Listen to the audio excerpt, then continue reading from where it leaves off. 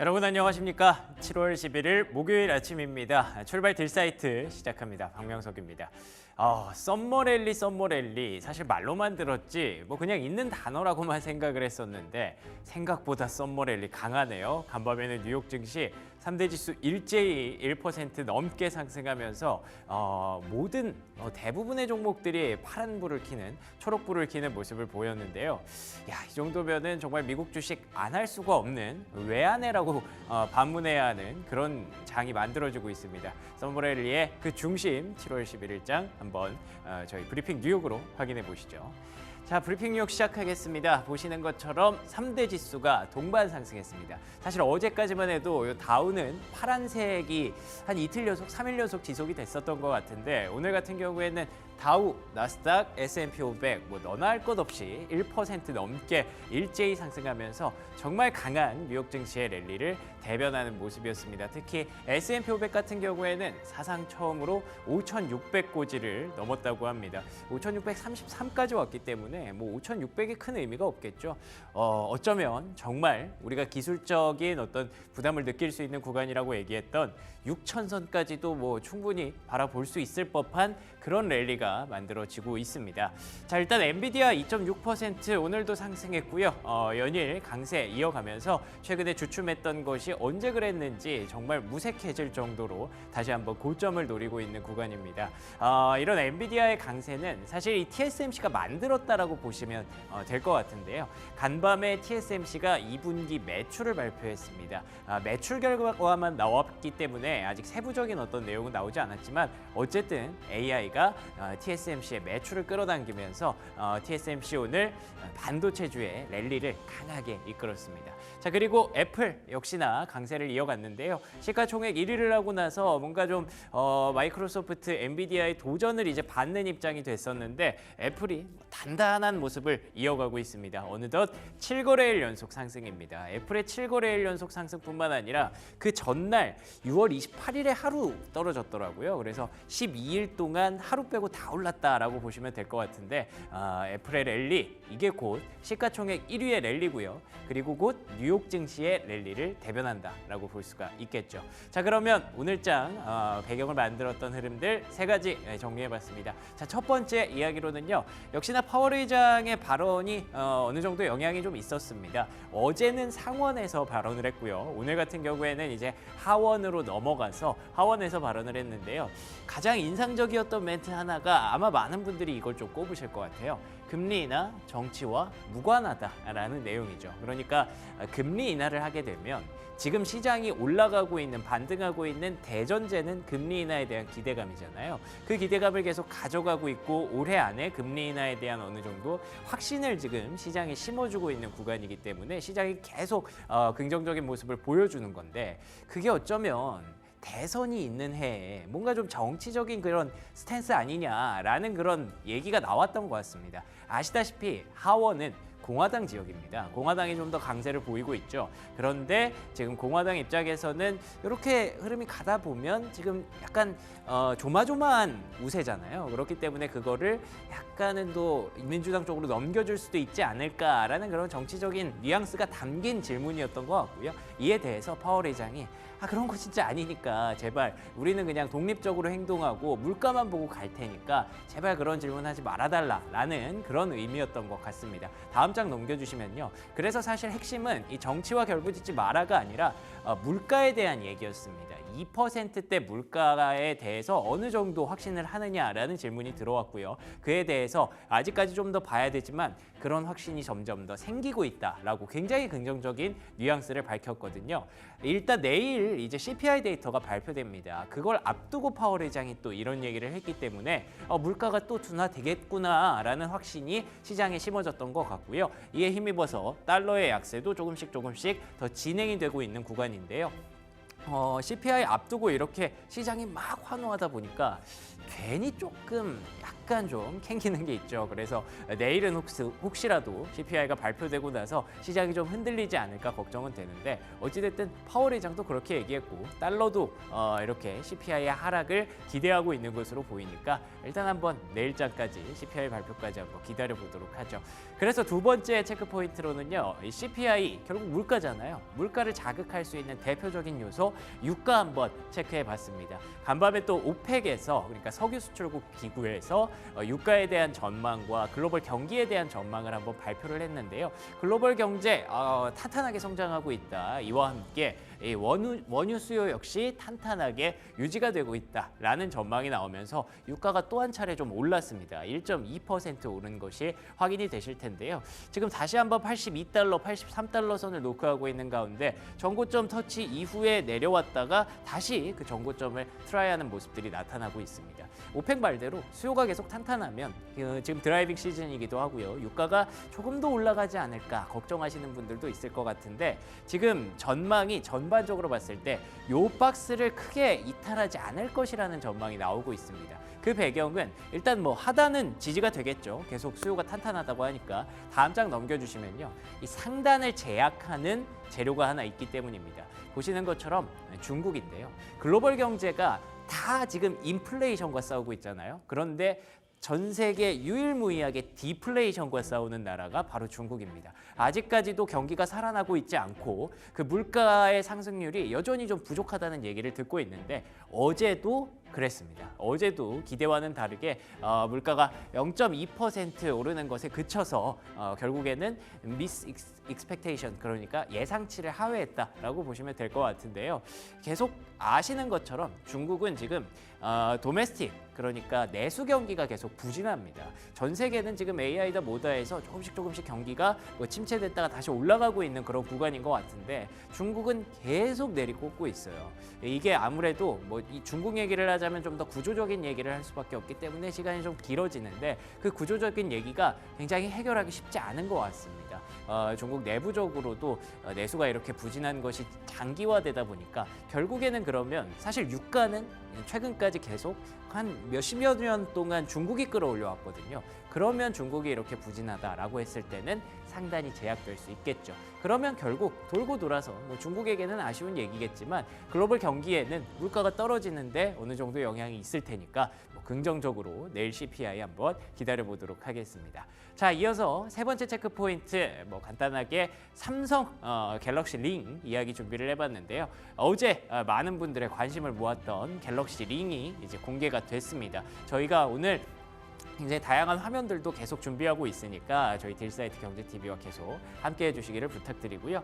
뭐 보시는 것처럼 그냥 반지처럼 생겼습니다. 네, 굉장히 신기하죠. 이런 거에 안에 뭐 반도체도 들어있고 이게 뭐 전자제품이라고 하면 신기하긴 한데 이게 그럼 어떤 역할을 하느냐 이게 사실은 중요하겠죠. 사고 싶은지 안 사고 싶은지에 대해서. 그래서 CNBC에서 정리한 게 총 4가지입니다. 수면 그리고 심박수 그리고 운동할 때 이걸로 해주잖아요. 예, 워치로 이거를 이제 여기다가 껴서 한다는 거죠. 근데 이 두 번째가 menstrual cycle 저 이거 뭔지 몰라서 궁금해서 찾아봤는데 월경주기라고 하더라고요. 사실 저는 이거는 이제 관계가 없기 때문에 저는 이거는 의미가 없지만 제가 이제 운동할 때 이걸 차고 하다 보면 항상 여기만 이렇게 빼고 타더라고요. 그래서 이거 대신에 이걸 끼고 하면 괜찮을 수도 있겠다 정도의 생각이기는 한데 지금 과연 내가 이게 그 엄청나게 필요한가? 그거는 잘 모르겠어요. 예, 어찌됐든 갤럭시 링이라는 게 공개됐다라는 정도만 이해하시면 될 것 같고요. 사실 다음 장 넘겨주시면 우리가 링보다 더 궁금한 건 과연 AI와 얼마나 연결이 되는지 이게 좀 더 궁금하잖아요. 그래서 폴더블 2개, 플립과 폴드도 다 공개가 됐습니다. 근데 거기에서 나오는 얘기가 트랜슬레이션 피처스, 이거 결국 통역이죠, 통역. 요거 하나 놓고 있으면 외국인들과 그냥 요걸로 이렇게 바로 직독직해 가능하다. 그리고 라이브 트랜슬레이트, 요거는 이제 통화할 때 이것도 마찬가지로 통역이, 번역이 바로바로 된다라는 점이었고요. 서제스티드 리플라이스가 뭐냐면 그러니까 내가 어떤 답장을 할지 제안을 해준다는 거죠. 너 이 물음에 대해서 이렇게 답장할 거지 계속 제안들을 던져주는 사실 이런 게 근데 과연 지금이랑 크게 달라졌나? 아직까지는 잘 모르겠습니다. 그래서 AI 스마트폰이 나오고 있고 점점 더 진보하고 발전할 것에 대해서는 확신은 하지만 이번에는 뭐 AI에 대해서 약간 뭐 구매 욕구를 자극하는 그런 요소는 크게 나오지 않지 않았나. 그리고 사진도 제가 안 넣은 게 외형도 크게 달라진 건 없거든요. 뭐 잠시 후에 저희 계속해서 화면 보여드릴 테니까 확인하시면 좋을 것 같습니다. 자, 그러면 바로 특징주로 넘어가 보도록 하겠습니다. 첫 번째 특징주는요, 역시나 기승전 반도체입니다. 뭐 아까 말씀드렸다시피 3대 지수가 1% 넘게 일제히 상승했기 때문에 사실 오늘은 그냥 전부 특징주예요.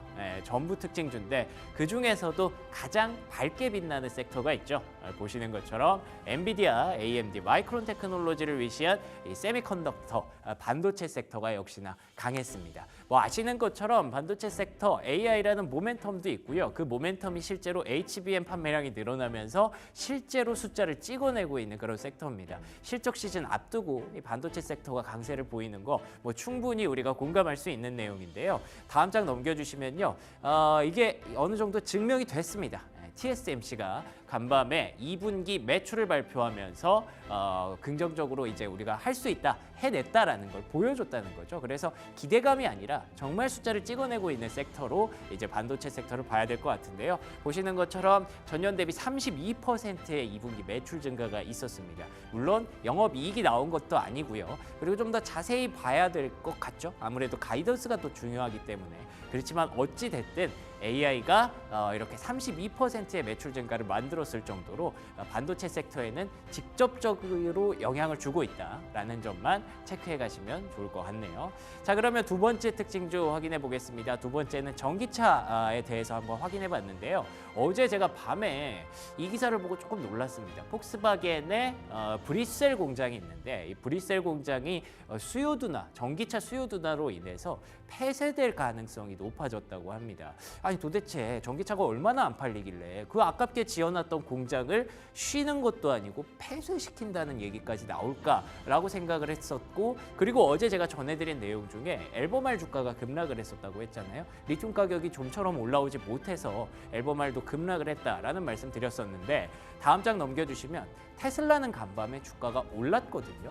그에 대해서 오히려 월가의 전문가들은 테슬라에 대해서 목표가를 상향하고 있습니다. 특히 골드만에서도 상향을 했고요. 모건 스탠리에서도 긍정적인 리포트가 나왔는데 잘 뜯어보시면 골드만이 애초에 테슬라에 대한 목표가가 $100대였어요. 근데 지금 아시는 것처럼 $260까지 올라왔잖아요. 그런 상황에서 $248로 제시를 했습니다. 그러면 지금의 주가보다는 내려온다는 뜻이겠죠. 그렇기 때문에 아직 전기차 수요에 대해서는 다들 좀 부정적으로 보는 게 사실인 것 같고요. 그렇지만 모건 스탠리에서 얘기하는 바는 이 ESS 시스템은 결국 테슬라가 이번 분기에 증명을 했기 때문에 테슬라는 전기차가 조금 덜 팔려도 다른 쪽에서 이렇게 상쇄가 가능하다라는 점을 부각을 하고 있고요. 그리고 어제 보여드렸던 앨범알의 주가 오늘은 7%, 8% 급등했습니다. 그렇기 때문에 결국 해석해보자면 전기차 수요에 대해서는 불안정하지만 어쨌든 관련된 종목들의 주가는 바닥권은 어느 정도 찍었다라고 생각을 해볼 수가 있는 거죠. 그리고 테슬라는 ESS라는 대체재가 충분하다라는 점 체크해보시면 되겠습니다. 자, 마지막 특징주 간단히 볼까요? 마지막 특징주는 유통 섹터에서 가져왔는데요. 월마트 AI 관련해서 이 센터를 5개나 더 개장을 한다고 합니다. 유통업계에서 AI 관련해서 뭘 할까 생각을 해보면 아무래도 빠른 배송, 빠른 분배 이런 것들이 중요하다 보니까 요거에 좀 더 강조를 하고 있는 것 같아요. 월마트의 주가는 뭐 말씀드리지 않아도 최근에 정말 최고치 랠리 달리고 있는 거 다 아실 텐데요. 이뿐만 아니라 시간 외에서 코스트코가 2017년 이후 처음으로 이 멤버십 가격을 인상했습니다. 그러다 보니까 이제 유통주 쪽에 대한 관심이 조금 더 높아지고 있는 그런 구간인데요.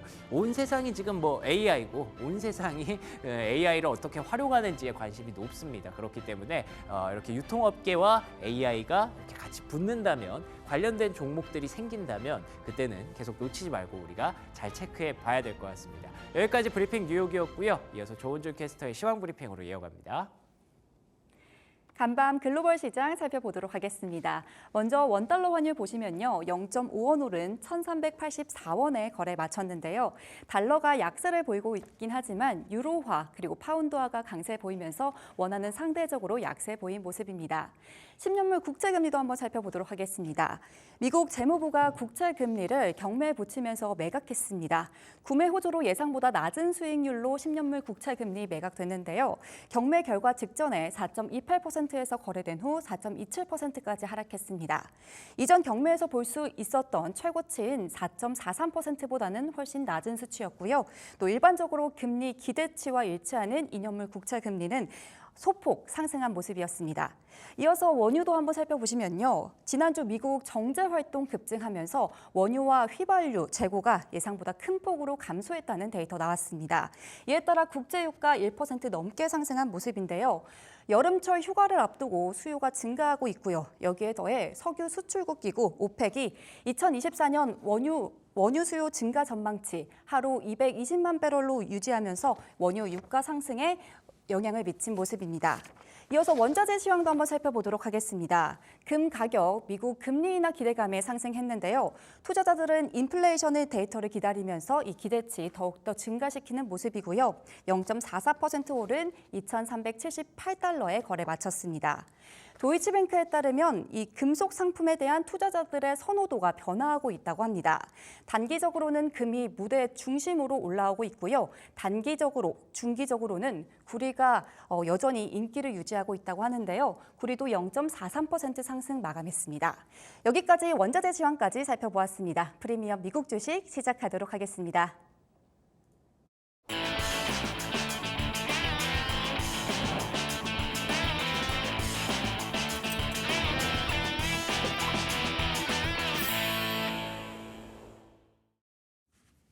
글로벌 증시 마감 상황 분석해보고요. 오늘 국내 증시 전망해봅니다. 프리미엄 미국 주식 오늘도 그레너리 투자자분 이원수 대표 모셨습니다. 안녕하십니까? 네, 안녕하십니까? 네, 안녕하십니까? 자, 간밤에 뉴욕 증시 마감 상황 먼저 정리해봐야 될 텐데요. 썸머랠리 말만 들었지? 네, 이 정도로 강력한 줄은 몰랐습니다. 네, 어떻게 보셨습니까? 거의 장마 비 오듯이. 네, 그러니까 그 정도로 쏟아져요. 쏟아집니다. 네. 네. 그래서 어제 3대 지수 모두 상승 마감했는데 S&P 500과 나스닥은 계속 사상 최고치를 지금 경신 중이고요. 예. 그다음에 어제 같은 경우 이제 파월 의장이 비둘기파적인 그 발언이 하원에서도 확인이 됐습니다. 그래서 시장이 이제 충분히 이를 소화하면서 내일이죠. 이제 11일 6월 CPI 발표를 앞두고 이제 기대감까지 좀 반영이 됐습니다. 결국은 이러한 이제 긍정적인 이제 매크로 상황에서 애플을 비롯한 이제 마이크로소프트, 엔비디아 하여튼 IT 대형주들이 어제 모두 다 상승하면서 시장을 이끌었다라고 보셔야 될 것 같고요. 예. IT 대형주들 같은 경우는 어제도 제가 말씀드렸지만 아마 지속적으로 키 맞추기 현상이 당분간 지속될 것이다. 그것은 실적 발표와 그죠? 그다음에 목표 주가 상향이라는 요 두 개가 조정이 맞물리면서 키가 커지는 조정이다. 이렇게 이제 보시면 될 것 같습니다. 그래서 그런 상황으로 좀 당분간 시장이 가지 않겠느냐 이렇게 전망이 됩니다. 알겠습니다. 시장이 사실은 국내 증시 투자하시는 분들은 시장이 계속 올라가고 주가가 올라가면 좀 걱정부터 하시거든요. 네. 사실 네, 언제쯤 이게 변동성에 휘말리고 언제부터 빠질까 이런 것들을 걱정하면서 막 포트폴리오 조정하고 이런 걸 하시는데 뉴욕 증시는 뭐 지금까지의 흐름만 보면 네. 전혀 그런 걱정하지 않아도 되는 네. 오히려 걱정이 걱정을 만드는 그런 상황인 것 같아서 일단 뭐 당분간 파도가 올 때는 즐기는 게 좋죠. 그렇죠. 네. 네. 뭐 일단 모든 시나리오는 갖고 계실 필요는 있겠습니다만 지금 시점에서는 그대로 그냥 즐기는 게 정답이었습니다. 뭐 앞으로는 어떻게 될지 그 얘기들을 이제부터 해봐야 될 텐데요. 일단 종목부터 먼저 얘기를 해보면요. TSMC가 간밤에 반도체의 상승세를 좀 이끌었다고 하더라고요. 네, 맞습니다. 2분기 매출이 좋았다면서요. 네, 매출도 뭐 이미 기대했던 상황이고요. 그렇죠. AI 반도체 특히 이제 파운드리 쪽에서의 그 시장 점유율이 워낙 높기 때문에 그 부분이 이제 충분히 반영돼 있고요. 그다음에 사실 외국에서는 이런 단어를 쓰지 않지만 이제 국내 리서치 같은 경우에는 엔비디아, 그다음에 SK 하이닉스 쪽에 HBM, 그다음에 TSMC 쪽에 파운드리 연합을 얘기를 하고 있어요. 근데 연합이라기보다는 이제 상호간에 이제 계약에 의해서 움직이는 거기 때문에 그렇죠. 네. 그 부분이 당분간은 더 지속될 수 있다. 그리고 엔비디아의 어떠한 실적 증가는 결국 TSMC와 SK 하이닉스의 실적 증가로 이어진다는 공식이 그대로 맞아 떨어지는 거기 때문에 시장에서는 결국 엔비디아를 비롯한 AI 반도체 전반적인 앞으로의 실적 기대를 할 수 있는 그런 가장 큰 시그널이 되지 않았나 이렇게 지금 보여집니다. 그렇군요. TSMC의 매출이 좋았다라는 건 결국 뭐 TSMC도 좋은 거고 TSMC 관련된 종목들도 좋은 거지만 어쨌든 엔비디아와 AMD가 주문을 많이 넣었다라고 네, 맞습니다. 보는 게 적절하기 때문에 엔비디아와 AMD에 대한 실적 기대감도 높아지면서 반도체 종목들이 다 같이 올라가는 그런 장을 만들었던 것 같은데요. 엔비디아와 AMD 뭐 추가로 좀 더 얘기해 볼까요? 혹시 뭐 개별적인 이슈나 개별적인 호재 이런 것들도 있었나요? 일단 엔비디아 같은 경우가 이제 8일에는 UBS가 이제 목표 주가를 150달러로 상향 조정을 했어요. 예. 그다음에 9일 이제 어제 그저께죠. 키뱅크가 이제 130달러에서 180달러, 180달러 이제 목표가를 상향 조정했습니다. 가장 큰 게 이제 블랙웰이죠. 블랙웰에 대한 견고한 수요를 전망할 수 있다가 이제 가장 큰 거고요. 그다음에 지금 8월 15일에 실적 발표 때까지는 아마도 목표 주가에 도달할 것으로 저희는 판단을 좀 하고 있습니다. 그래서 당분간은 조금 더 전에 목표 주가가 120달러에서 140달러 했다가 보면은 지금 150에서 180달러 상향 조정이 됐거든요. 그래서 거기에 키가 맞춰지지 않을까 지금 이렇게 보여지고요. 네. 지금 매출 전망치도 전분기에 비해서 한 지금 8% 증가할 것으로 지금 전망을 하고 있기 때문에 충분히 목표 주가에 도달할 수 있다 이렇게 저희 이제 보고 있고요. 그다음에 AMD가 이제 나왔는데 이제 멜리우스 리서치라는 그 회사에서 얘기한 게 하반기에 올해 하반기에 빛을 볼 AI 저평가 주식으로 지금 세 종목을 뽑았어요. AMD하고 인텔, 애플을 선정을 했습니다. 예. 그래서 인텔 같은 경우 어제 저희가 한번 봤고요, 그렇죠?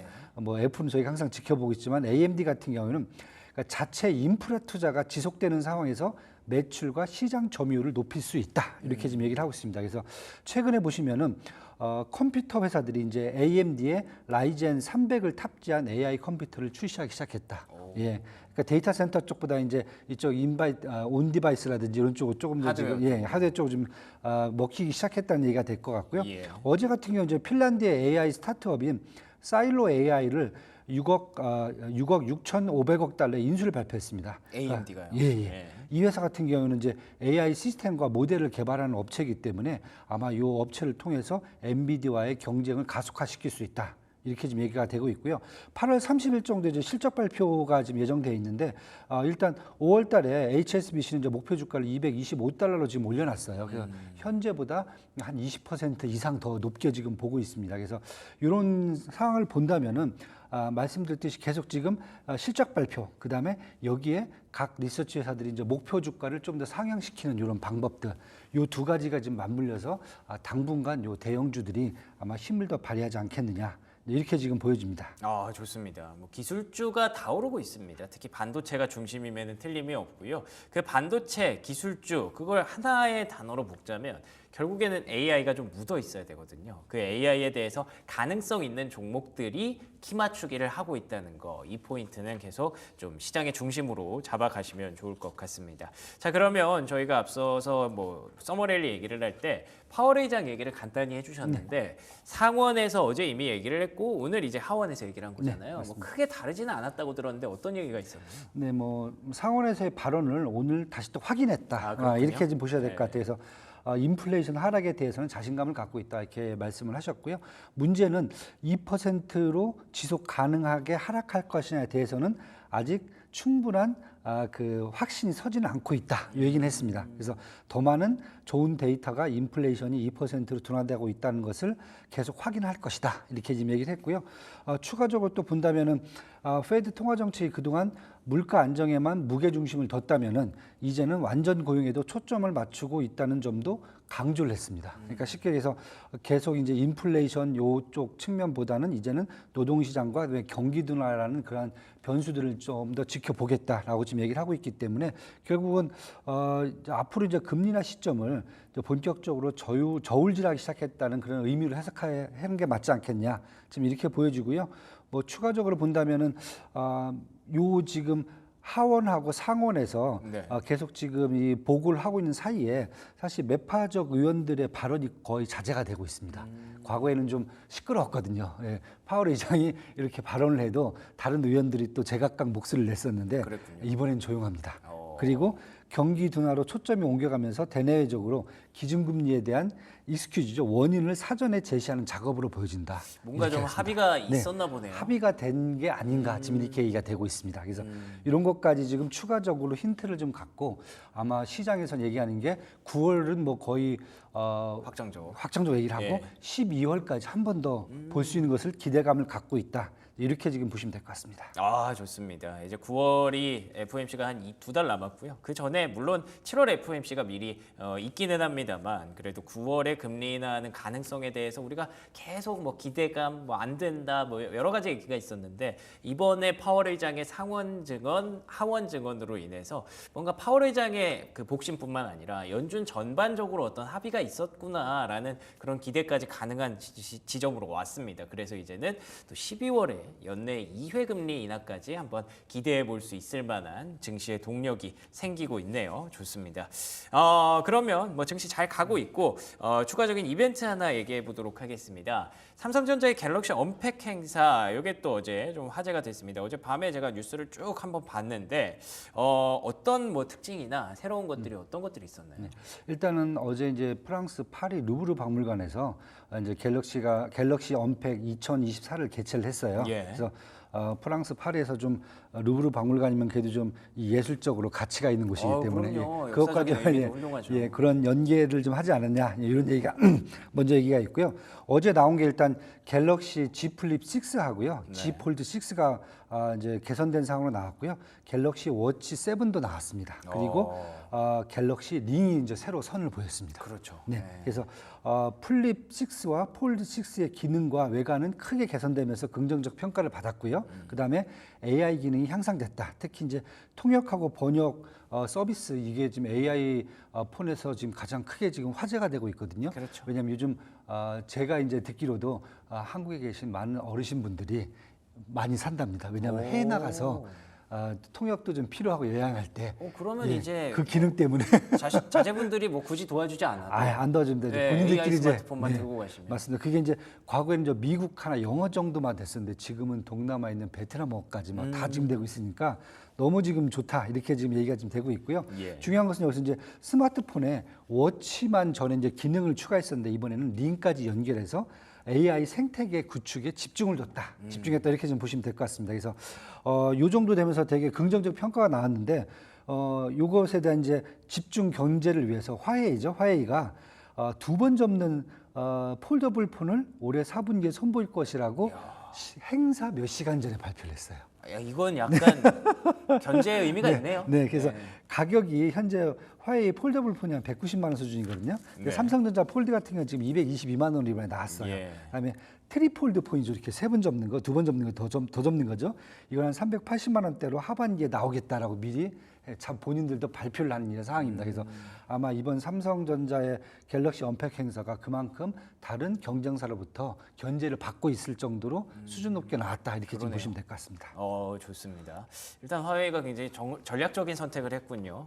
일단은 뭐 그 시간 몇 시간 전에 했다는 것도 화웨이가 견제의 의미도 있겠습니다만 그만큼 말씀해주신 대로 삼성전자가 잘하고 있다라는 반증도 되기 때문에 이 부분도 잘 챙겨가시면 좋을 것 같고요. 어찌됐든 제가 알기로는 뭐 스마트폰도 그렇고 이 워치도 그렇고 애플이 다 빨랐는데 이번에 링만큼은 삼성이 좀 더 빠른 것 같거든요. 맞습니다. 네. 그러면 삼성전자와 애플 이제 AI를 놓고 본격적으로 하드웨어 경쟁을 하게 될 텐데 이게 어떤 영향을 줄까요? 시장에 좀 긍정적으로 영향을 줄 수 있는 부분들이 좀 많지 않을까요? 네, 일단은 뭐 갤럭시 링 같은 경우에는 이게 끼기만 하면 이제 건강, 뭐 피트니스, 수면 관련된 정보를 추적하고 이제 모니터링해서 예. 스마트 반지 스타일의 웨어러블 기기거든요. 이걸 통해서 이제 본인 자가 진단도 좀 해주고 이런 기기 때문에 사실 사람들의 이제 관심이 많아요. 사실 이제 스마트폰 유저들의. 그래서 이번에 이제 AI 기능이 통합돼서 나와서 아마 40만 원 정도 가격대에 지금 나왔습니다. 그래서 이 정도면 괜찮지 않겠느냐 가격대도요. 근데 이미 이제 국내 시장에서는 2015년부터 오우라 링이라죠. 이런 제품이 출시가 돼서 5만 원대 거래가 되고 있어요. 아, 그래요? 예, 그런데 아주 프로토타입이에요. 네. 예, 별로 이제 기능은 별로 없고 네. 일단은 이제 그런 기능이 있는 게 이미 나와 있긴 하지만은 이번에 삼성전자 이제 그 갤럭시 링이 결국은 40만 원대로 나오면서 완전하게 AI 기능을 갖췄다라고 보시면 될 것 같고요. 애플이 지금 2월 달에 자기들이 하반기에 애플링을 출시하겠다라고 얘기를 했었어요. 그때 가격을 한 60에서 80만 원 정도로 얘기를 했었고요. 애플은 항상 비싸네요. 비싸요. 네. 네. 뭐 다른 전문가는 아마 200만 원대까지 나오지 않겠느냐. 근데 그건 좀 2만 아니에요. 원, 200만. 예. 네, 뭐 쉽지 거기다가 않을 것 금반지로 하면 또 가능할 수 아, 있는데. 그쵸. 예, 그런 건 그런 건 가능하죠. 아닐 것 같고요. 예. 그래서 지금 일단은 삼성전자가 이제 갤럭시가 먼저 링을 AI 기능을 통합돼서 먼저 나왔기 때문에 시장에서는 당연히 앞섰고요. 애플에 비해서 앞섰고요. 그다음에 애플이 결국은 삼성전자의 그 갤럭시 링을 이제 본따서 만들어야 되지 않겠느냐. 예, 그리고 또 출시가 빨라지지 않겠느냐. 아직도 애플이 지금 폴더블 폰을 안 만들고 있는 상황이 그러네요. 결국은 이 애플의 어떻게 보면 악재로 작용하고 있는 게 크거든요. 그래서 이번 기회에는 아마 애플이 발빠르게 대처하지 않으면은 결국은 이 스마트 기기 경쟁에서도 삼성전자한테 밀리지 않을까 뭐 이런 지금 전망이 이제 크게 좀 작용을 하고 있습니다.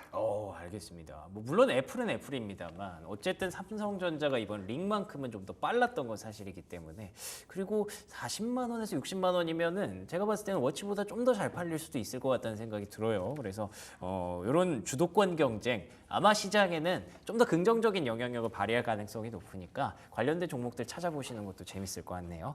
자, 그러면 내일 이제 저희가 가장 중요한 게 CPI 발표지 않습니까? CPI 발표를 앞두고 아무래도 물가에 영향을 주는 유가가 좀 신경 쓰여서 간단히 유가 전망 한 번만 체크해 볼 수 있을까요? 네, 뭐 CPI는 결국 이제 지금 유가하고 식료품 가격이 가장 크게 영향을 미치거든요. 근데 최근 들어서 이제 WTI 이제 유가가 배럴당 80달러 선을 계속 유지를 하고 있어요. 그래서 이게 어떻게 될 것인지 왜냐하면 뭐 직접적으로 저희도 주유소 가서 기름 넣다 보면 이게 딱 느낌이 오잖아요. 그렇죠. 네, 많이 그래서, 비싸졌죠. 네, 근데 제가 봤을 때는 80달러를 기준으로 지금 강세와 약세를 구분을 할 수가 있다. 전에는 한 뭐 30달러, 20달러도 보고 그랬는데 이러한 이제 저유가 시대는 이미 끝나지 않았느냐. 예, 그 이제 기저에는 이게 보시면 될 것 같습니다. 이제 글로벌 지정학적 리스크가 높으면 공급자 시장으로 변하고요. 유가 시장은 이제 글로벌 지정학적 리스크가 완화되면 수요자 시장으로 변화되거든요. 왜냐하면 이제 산유국이 한정이 돼 있으니까. 근데 지금 시장 같은 경우에는 잘 보시다시피 지정학적 리스크가 높은 시장입니다. 그래서 공급자 이제 시장으로 지금 바뀌어 있고요. 이러다 보니까 지금 이제 가장 큰 변수로 뭐 러시아 우크라이나 전쟁으로 해서 유럽의 공급망이 지금 붕괴가 돼 있어요. 예. 그렇죠? 호르무즈 협에서 이제 리스크 확대되고 있고요. 오펙이 감산 정책이 3분기까지 하루에 216만 배럴 자발적 감산 유지를 하고 있습니다. 그래서 공급적인 쪽에서 측면이 일단 충격은 있어요. 근데 여기 하나가 있고 저는 이제 구조적으로 좀 보는 게 뭐냐면은 생산 단가가 사실 급증을 했습니다. 과거에는 그냥 뭐 사우디 모래바닥에서 그냥 싸게 파는 게 원유 아니야 이렇게 얘기가 됐었는데 네.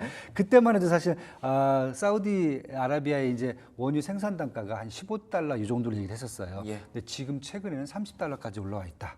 왜냐하면은 일단은 노동 비용도 올라가 있고요, 개발 비용도 지금 올라가 있고, 그다음에 운송 비용까지 다 올라가 있기 때문에 지금은 생산 단가 자체가 올라가 있습니다. 사우디도 이제 인건비가 비싸졌겠네요. 비싸죠. 네. 네. 그러면 미국 같은 경우도 이제 걸프만 하고 이제 멕시코만 해서 생산 단가가 과거에는 이제 한 55달러인데 지금 65달러까지 더 올라갔다는 거죠. 그렇군요. 네. 이런 것을 본다면은 결국은 구조적으로 앞으로 고유가는 지속될 수 있다. 이런 상황에서 측면에서 본다면은 이번에 이제 CPI 나오는 것도 결국은 유가적인 측면보다는 다른 쪽에서의 좀 물가 안정을 좀 더 기대해야 되는 그런 상황이 와 있다고 보시면 될 것 같습니다. 알겠습니다. 유가는 좀 상수로 놓고 다른 쪽에서 뭐 중고차 가격이라든지 식료품 가격 이런 부분들 잘 체크해 보시면 좋을 것 같습니다. 그러면 간단히 오늘 국내 증시 전망 좀 부탁드리려고 하는데 오늘은 뭐 반도체겠죠? 네, 그렇습니다. 그래서 어제도 제가 똑같은 말씀을 이제 드렸는데 예. 결국은 이제 지금 이제 실적 시즌이기 때문에 실적과 그다음에 목표 주가 상향한 거 두 개를 국내에서 마찬가지로 똑같이 봐야 된다. 근데 그런 측면에서 본다면은 지금 환율이 지금 높기 때문에 수출과 관련돼 있는 반도체, 자동차, 조선주. 어제는 조선주도 되게 강세를 많이 보였거든요. 맞습니다. 근데 중국 소비 수혜주, 어제 중국 소비 수혜도 또 다 계속 강세를 유지하고 있기 때문에 이 바운더리 안에서 대형주 중심으로 계속 시장을 보시는 게 조금 더 마음 편하지 않을까 이제 이렇게 좀 보여집니다. 알겠습니다. 실적 시즌을 맞이한 뉴욕 증시죠. 예, 국내 증시에도 긍정적인 영향을 반도체가 좀 가져다 주기를 다른 수출주들도 잘 주목해 보시기 바랍니다. 지금까지 그래너리 투자자문 이원수 대표와 함께했습니다. 오늘 좋은 말씀 고맙습니다. 감사합니다. 네, 국내 증시 전망으로 이어갑니다. 브리핑 서울 최인 앵커와 함께하시죠. 네, 브리핑 서울 함께하겠습니다. 금리 인하에 대한 기대감이 날로 고조되고 있습니다. 간밤에 뉴욕 증시가 또다시 일제히 강한 흐름을 보여줬기 때문에 오늘 국내 증시 또한 기대감이 커져가고 있는데요. 일단 어제장에서 강했던 섹터들 오늘 중점적으로 이야기 나눠보도록 하겠습니다. 첫 번째로는 어제 방산주가 정말 좋았습니다. 잇따라서 계속해서 호재가 탄생을 하고 있는데요. 한화 에어로스페이스가 1조 4천억 원의 수주 잭팟을 터뜨렸다라는 소식이 어제장에서 전해졌습니다. 루마니아와 K9 자주포 수출 계약을 맺었다고 하죠. 지난달 17일에 신원식 국방부 장관이 루마니아로 날아갔었고 그때 그 회담 통해서 있었던 이야기들이 좀 열매를 맺으면서 계속해서 잇따라서 이야기가 나와주는 듯합니다. 루마니아뿐만 아니라 이제 폴란드 쪽으로의 수출 기대감도 있고요. 루마니아 쪽은 계속해서 현대로템도 있고 LIG 넥스원 쪽으로도 수주 기대감이 모아지고 있습니다. 어제 소식이 전해졌는데요. 현대로템은 이제 폴란드 쪽으로의 그 수출 한 걸음 더 갔다라는 소식이었습니다. K2 전차를 납품하기 위해서 새로운 합의서를 만들었다라는 소식도 있었고요. 근데 원차의 방산주는 좀 많이 올라간 자리에서 움직여주고 있습니다. 트럼프 전 대통령이 재집권을 하게 된다면 방산주 제대로 수에 입을 거다라는 평가가 나와주는 상황에서 계속해서 내외적으로 호재거리가 나와주는 만큼 방산주 더 갈 수 있을지 점검 받아보도록 하겠고요. 자, 두 번째로는 2차 전지 안에서의 뜨거운 감자, ESS 이야기 나눠보도록 하겠습니다. 각종 발전을 통해서 생성이 된 전기 에너지를 저장해두는 장치를 에너지 저장 장치 ESS라고 하는데요. 큰 개념으로 핸드폰 보조 배터리라고 보시면 되겠습니다. 원체 작년부터 전기차 수요가 대폭 둔화가 되면서 2차 전지 기업들의 돌파구로서 ESS가 마련이 되고 있는 건데요.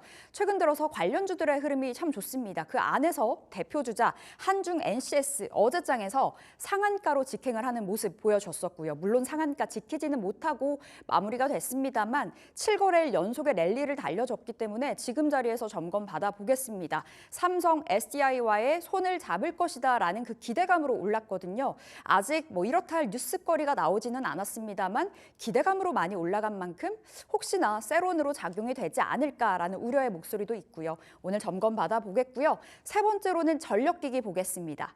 전력기기 너무 좋죠. 지난 상반기에 뜨거웠었고 하반기 들어서 주춤하나 싶었는데 그게 아니었습니다. 계속해서 달려주고 있습니다. 어제 HD 현대일렉트릭이 또 한 번의 신고가를 새로 썼죠. 2거래일 연속의 그 랠리를 보여주고 있고요. 1분기 매출액이 계절적인 요인으로 좀 안 나온다고 해요. 이번 2분기부터는 실적이 찍힐 거다, 더 좋아질 거다라는 분석이 나와주면서 어제 SK증권에서는 목표 주가 HD 현대일렉트릭 37만 원까지 올리기도 했었고요. 효성중공업은 외국인들이 20거래일 연속으로 담아가고 있고 LS 일렉트릭도 어느새 전고점 목전까지 다시금 올라와 있는 상황입니다. 다시 달려주는 전력기기 지금이라도 들어가야 되는지 아니면 오히려 비중 챙기기 나설 때일지 여러 가지 이야기 나눠보도록 하겠습니다. 자, 전일 국내 증시는 한 템포 쉬었습니다. 시장 흐름 어땠는지 조은중 캐스터와 점검 들어가 보겠습니다. 개장 전 체크포인트 어제 국내 증시 마감 시황 살펴보도록 하겠습니다. 파월 의장의 발언 이후에 미국의 물가지표 발표와 또 우리 한은의 기준금리에 대한 결정을 앞두고 양시장 관망세 보이면서 보합권에서 거래 마쳤습니다. 먼저 코스피부터 한번 살펴보도록 하겠습니다. 종가 기준 이틀째 연고점 갱신했지만요. 어제는 그 강세는 약한 모습이었고요. 하락으로 출발하면서 오후 들어서 상승 전환한 모습이고 0.02% 상승하면서 강보합권에 거래 마쳤습니다. 수급도 함께 살펴보시면요. 개인과 기관 차익 실현에 나서면서 팔자세 보였지만 외국인 여전히 계속해서 순매수하고 있는 모습입니다. 6거래일 연속 순매수하면서 지수 상승 이끌어낸 모습이고요. 이어서 코스닥도 한번 살펴보도록 하겠습니다. 코스닥 5거래일 연속 양봉 만들어냈었는데요. 어제는 하루 쉬어갔던 모습이었습니다. 하루 종일 850선에서 약세 보였고요. 결국에는 0.22% 하락한 858선에 거래 마쳤습니다. 수급도 함께 살펴보시면요. 개인 홀로 제조와 전기전자 쪽으로 물량 담은 모습이었습니다. 이어서 시가총액 상위 종목도 살펴보도록 하겠습니다. 시가총액 상위 종목 보시면요. 삼성전자 어제 보합권에서 거래 마쳤는데요. 어제 10시에 무기한 총파업 선언 소식 들려오면서 10시 이후 계속해서 파란불을 켜다 마감 직전에 올라오면서 87,800원 지켜낸 모습이었고요. SK하이닉스는 하루 종일 약세 보이다가 역시 마감 직전에 올라오면서 0.21% 올라왔습니다. LG에너지솔루션 보시면은 0.28% 하락 마감했고요. 삼성바이오로직스 한번 살펴보도록 하겠습니다. 저가 매수세가 들어온 모습인데요. 5장 들어 가파르게 상승하면서 1.38% 상승 마감했습니다. 5월에서 6월 동안 이 삼성바이오로직스 70만 원대에 갇힌 모습이었는데 역대급 수주를 업고 주가 뛰어오를지 살펴보셔야겠습니다. 이어서 코스닥 상위 종목도 한번 살펴보도록 하겠습니다.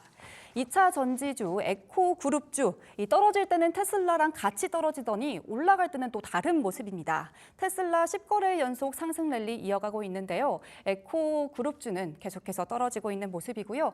대신 제약바이오주 다시 강세 보이고 있습니다. 알테오젠 어제 2% 급등한 모습이고요. 삼천당제약 장중에 23만 원 고점 형성하면서 어제도 상승불 켰습니다. HLB는 1.47% 하락하며 쉬어간 모습이었는데요. 이렇게 어제 시장 정리하면서 이어서 궁금한 종목 Y에서 함께 하시죠. 네, 오늘 옵션 만길이기도 합니다. 시장 전략 어떻게 세워봐야 될지 위즈웨이브 이권희 대표 만나 뵙겠습니다. 어서 오세요. 네, 안녕하세요. 네, 대표님, 네. 시장 지금 너무 좋아요. 뉴욕 증시가요. 국내 네. 증시도 어제 좀 쉬긴 했습니다만 이 흐름 발맞출 거라고 보시는지요?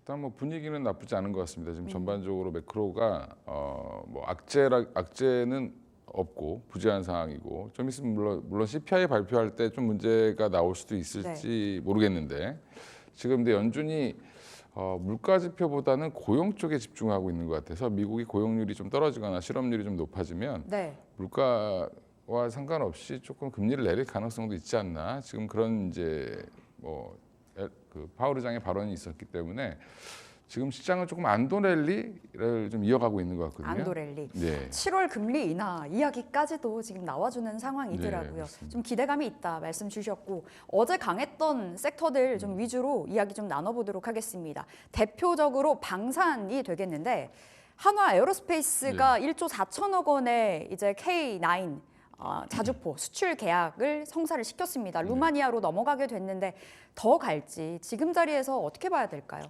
저 지금 폴란드 계약 2차 계약분도 좀 남아 있었고 그다음에 루마니아가 먼저 나왔죠. 지금 신기하게 나왔는데 1조 4천억 정도면은 굉장히 큰 거죠. 사실은 뭐 지금 6번째 나라가 됐습니다. 이제 그 K9을 쓰는 6번째, 뭐 7번째 이러더라고요. 그렇죠. 우리나라까지 하면 7번째 되겠죠.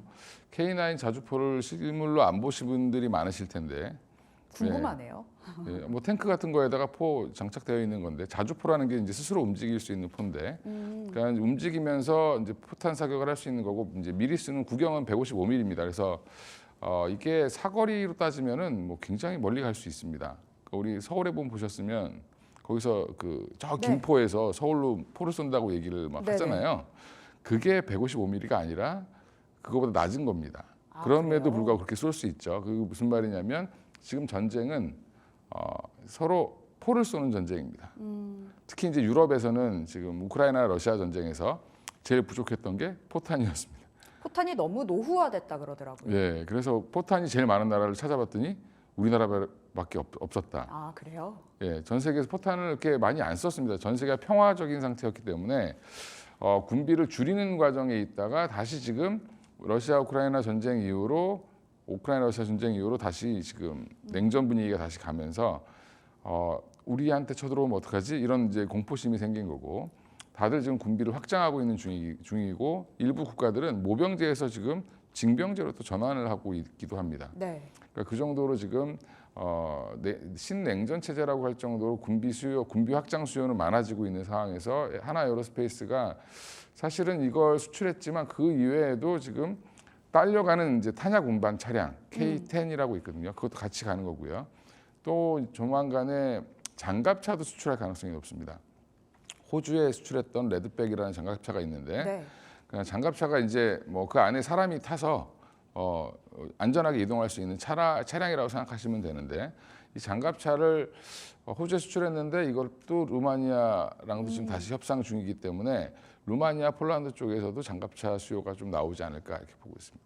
그럼 주가가 중요하잖아요. 네. 근데 한화 에어로스페이스 원체 좀 높은 게 아닐까 싶긴 한데 목표 주가는 뭐 계속 올라가고 있는 상황이고 지금 자리는 한화 에어로스페이스 좀 높다고 평가하세요? 근데 충분히 30만 원 돌파는 가능할 걸로 보고요. 근데 어제 뉴스가 나오니까 사실 보시면 알겠지만 초반에 뉴스 나왔을 때 올라갔다가 쭉 내려왔죠. 네. 근데 이제 그 뉴스를 기다리셨던 분들은 이제 팔고 나가시는 거고 또 이 새로운 게 생겼어 그러고 다시 이제 들어오신 분들이 네. 받으신 건데 저는 조정이 나오면 무조건 사야 된다라고 보고 있고요. 근데 이제 조정을 주냐 안 주냐의 문제인 거죠. 조정을 주면 좋겠는데 네. 사실 어제도 세론으로는 작용이 안 됐고 버텨줬거든요. 예, 맞습니다. 그러니까 마이너스까지 안 갔다는 이유는 그닥 그렇게 지금 앞으로 수주잔고액이 계속 쌓여 있는데 실적에 2분기부터 아마 확 반영이 될 겁니다. 작년에 이제 팔았던 폴란드 분이 이제 반영이 되기 시작하면서 1분기에 반영이 살짝 안 되면서 주가가 좀 그쵸, 흔들렸는데 밀렸었죠. 그때가 사실 엄청난 적기였다. 기회였다.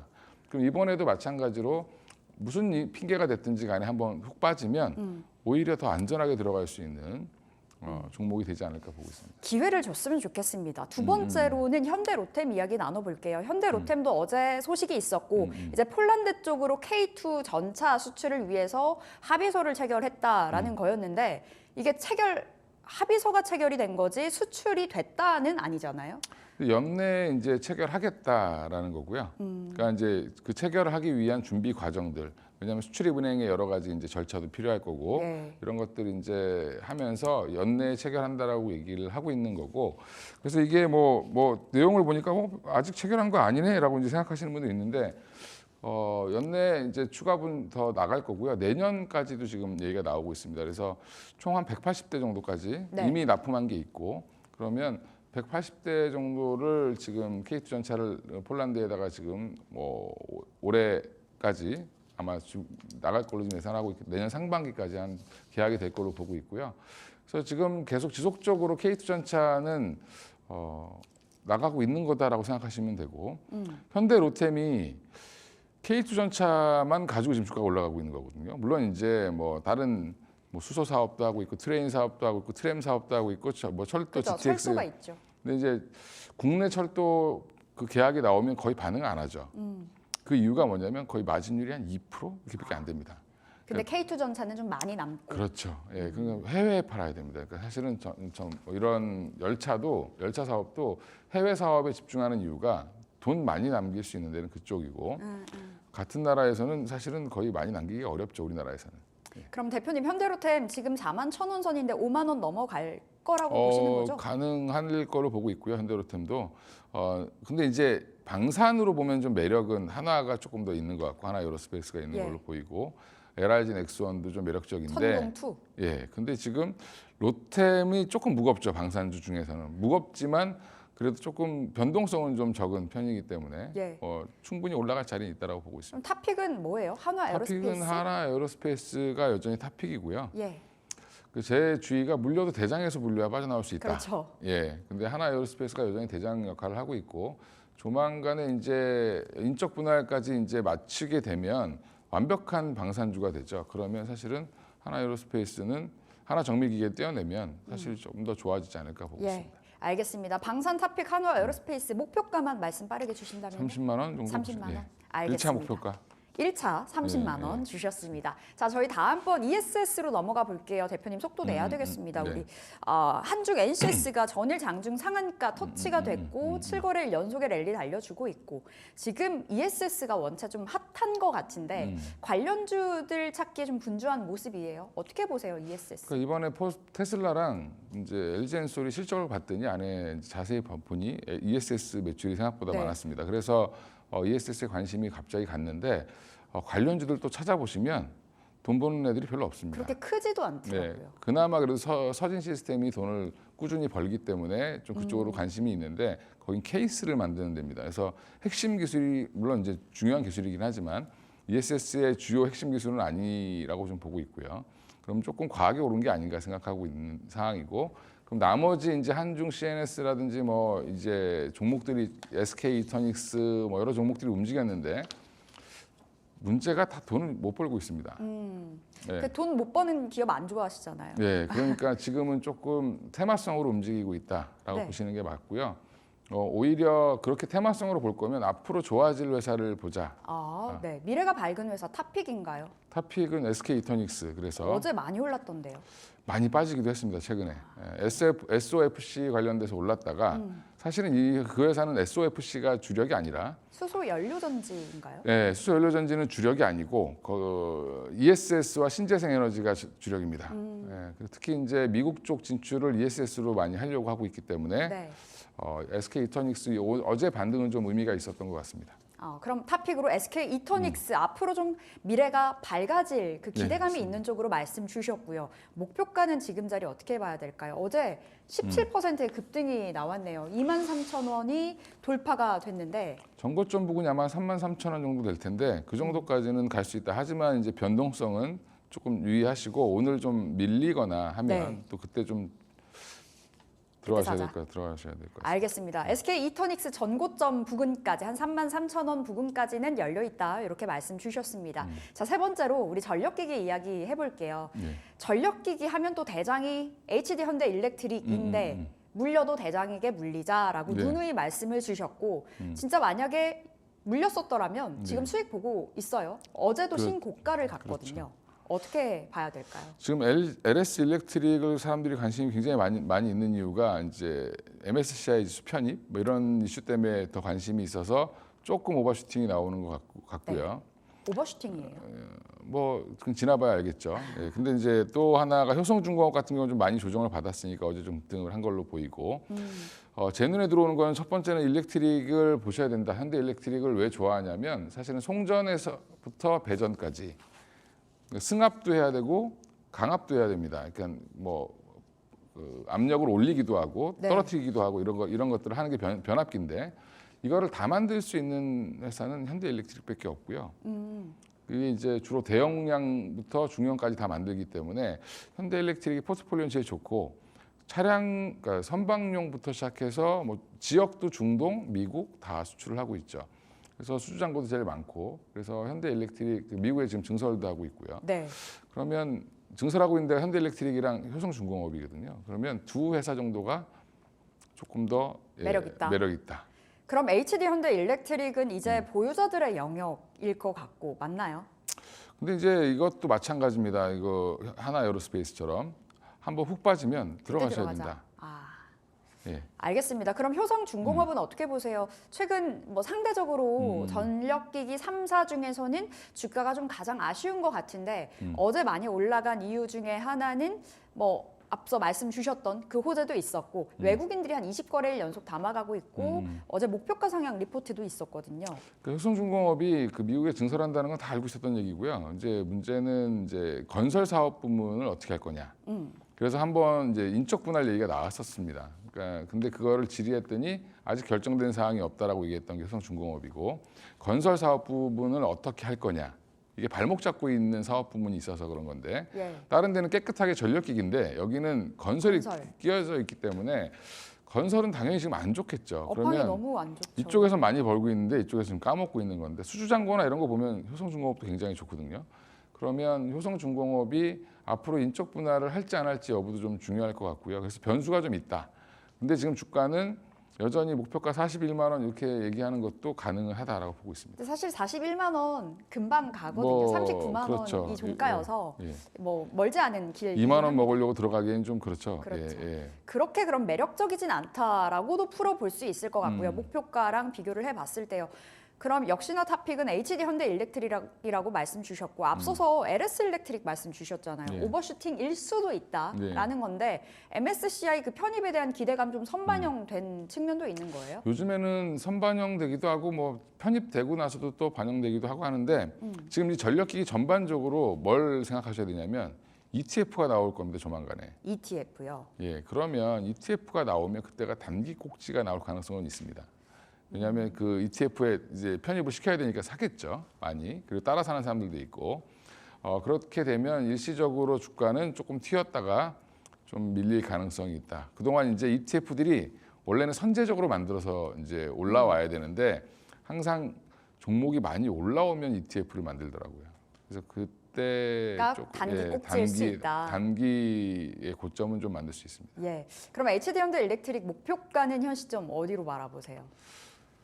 HD현대 일렉트릭을 지금 저는 40만 원 주셨나요? 40만 원, 예, 40만 원까지는 한번 갈 텐데 이게 흔들림은 있을 30만 수 원대 있다. 초반까지 한번 밀리면 충분히 한번 사볼 다시 수 있다. 사자. 그래서 한 30%는 수익이 나셔야 되지 않을까? 예, 예. 알겠습니다. 목표가 40만 원 받았고요. 전선주 궁금해서요. 네. 전선은 상대적으로 좀 둔화가 된 것 같아요. 뭐 탄력적으로 튀면 확확 튀는 쪽이긴 한데 전선은 어떻게 봐야 될까요? 전선은 이제 구리 가격이 좀 반등을 주니까 뭐 다시 움직이기도 하고 하는데 전선은 그냥 LS랑 대한전선 정도만 보시고요. 나머지는 관심 종목에서 삭제하시는 게 마음이 편하시지 그래요? 않을까?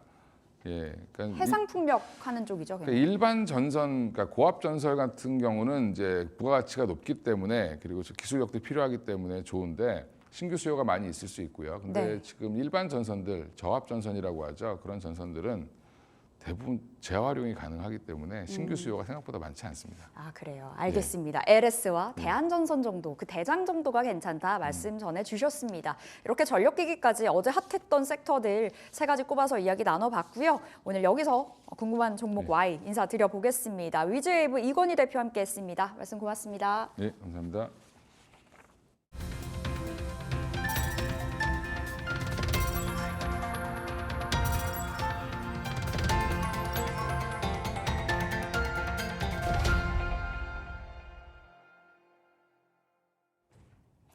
네, 오늘장 종목 3픽 넘어왔습니다. 오늘도 함께하는 송범선 IS텟 실장 모셔보겠습니다. 실장님 안녕하세요. 네, 안녕하세요. 송범선입니다. 네, 반갑습니다. 자, 오늘은 어떤 종목 가져오셨을까요? 네, 오늘은 대덕전자 가져왔습니다. 대덕전자, 기판 관련주, PCB 관련주로 알려져 있는데 어떤 배경에서 대덕전자 꼽아주셨을까요?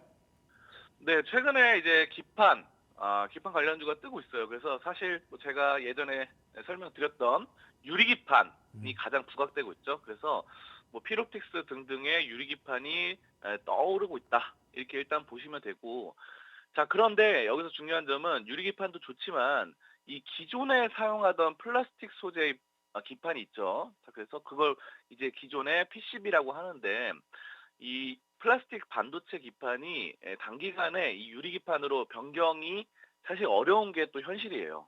예. 물론 유리 기판이 더 약간 고급화되고 전력 소비도 30% 이상 감축되고 두께도 줄이지만 플라스틱 반도체 기판도 현재는 대부분 다 여기로 쓰입니다. 네, 99% 이상 다 쓰여요. 그러니까 유리 기판은 꿈의 약간 미래, 몇 년 뒤에 그런 거기 때문에 일단은 이 PCB를 좀 보셔야 되고, 그런 점들이 다시 한번 좀 재조명되면서 PCB 업체들, 기존의 전통적인 약간 레거시한 그런 업체들이 다시 떠오르기 시작했다라는 점에 주목을 해봤습니다. 그래서 지금 대덕전자가 그중 대표적인 격이다 이렇게 좀 판단이 되고요. 그래서 지금 PCB가 이제 AI 기판의 수주 기대가 계속해서 나오면서 상승 모멘텀이 포착이 되고, 대덕전자가 이제 PCB를 주로 하는데 이 PCB가 뭐냐면 인쇄 회로 기판입니다. 그래서 반도체 보면은 그 웨이퍼 있죠, 동그란 거, 거기에 이제 기판을 해서 회로판을 이렇게 설정을 합니다. 그런 점들 여러분들 알아두시면 되고, 복잡하게 이렇게 얽혀 있어가지고 신경망에 비유가 됩니다. 그래서 스마트폰, PC, 서버 이런 것들 굉장히 지금 수요량이 많기 때문에 여기에 PCB가 아주 중요한 역할을 하게 되고요.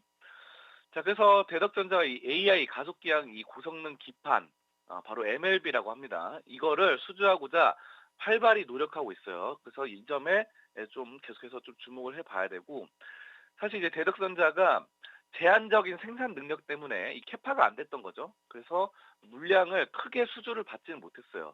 하지만 최근에 이제 일부 고객과 논의가 상당히 진전이 되면서 이 하반기에는 공장 증설을 해서 굉장히 생산 능력을 키운다고 합니다. 이 점이 좀 상당히 긍정적이에요.